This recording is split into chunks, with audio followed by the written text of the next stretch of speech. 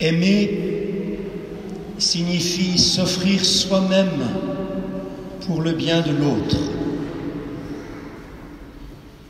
Définition simple écrite par l'abbé Wojtyla, futur Saint Jean-Paul II, alors qu'il accompagnait des jeunes couples vers le mariage.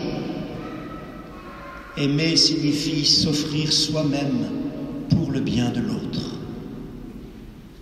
Dit autrement par le même auteur,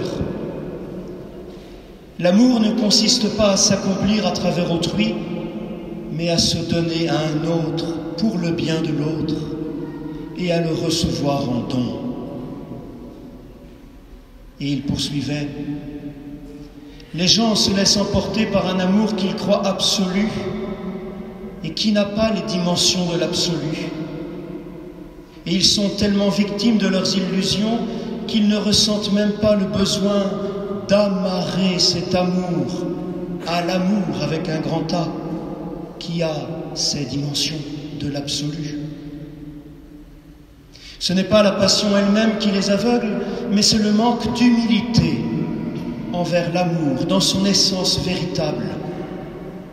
S'ils en sont conscients, ils partent au danger énorme, car la pression est trop forte, l'amour ne peut pas lui résister. Parfois, notre existence paraît trop courte pour l'amour, parfois au contraire, l'amour humain paraît trop court par rapport à l'existence, ou plutôt superficielle.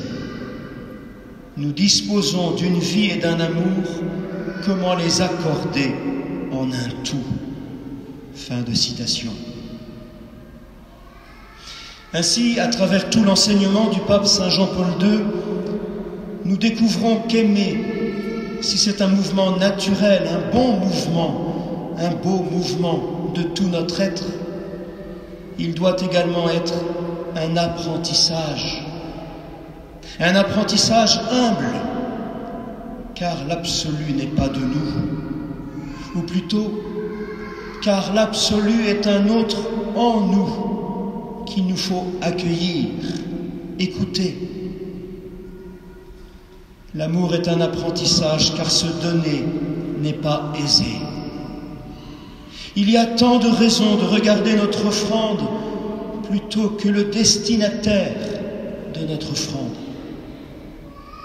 Il y a tant de raisons d'avoir peur de se perdre, alors que c'est dans l'accueil de notre amour que l'autre nous révèle notre accomplissement, notre fécondité, l'essence même et le but de notre être. Nous sommes nés pour aimer, pour nous donner et nous trouver dans l'amour. Cela se réalise pleinement en couple, et parce que nous avons été créés à son image et à sa ressemblance, cela se réalise pleinement avec Dieu dans la découverte de son amour inouï. Le pape François disait pas plus tard que cette semaine dans sa catéchèse du mercredi, nous sommes des mendiants qui risquent en chemin de ne jamais trouver complètement ce trésor qu'ils cherchent depuis le premier jour de leur vie, l'amour. Or, cette fin d'amour, c'est une invitation à connaître Dieu qui est Père. Et ce même pape François décrit notre propre amour, une promesse que l'on peine à maintenir, une tentative qui se dessèche et s'évapore aussitôt, un peu comme lorsqu'au matin le soleil se lève et qu'il emporte la rosée de la nuit. Combien souvent, nous les hommes, avons-nous aimé de cette manière si faible et intermittente? Nous en avons tous l'expérience. Nous avons aimé, mais ensuite cet amour est tombé ou s'est affaibli.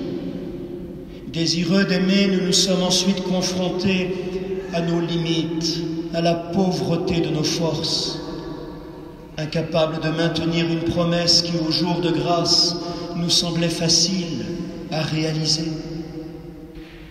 Et il poursuit, mais il existe un autre amour, celui du Père qui est aux cieux, Personne ne doit douter d'être le destinataire de cet amour.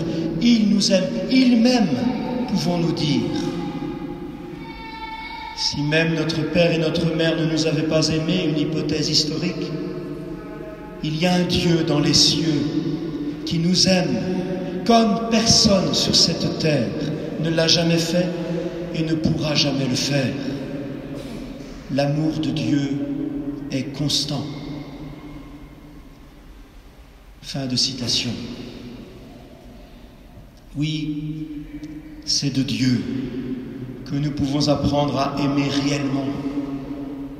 C'est le Christ Jésus dans sa vie sur terre, dans son offrande totale de lui-même, dans sa passion et dans sa mort, qui nous le révèle le mieux. C'est Jésus qui noue une alliance indéfectible avec l'humanité, avec l'Église, avec chacun de nous.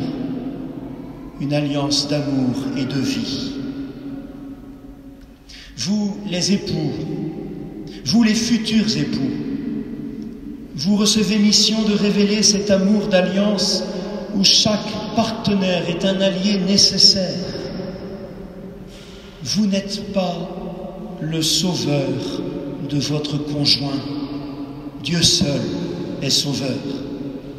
Mais vous pouvez être la révélation de ce salut sur ce chemin qu'est votre vie conjugale et familiale.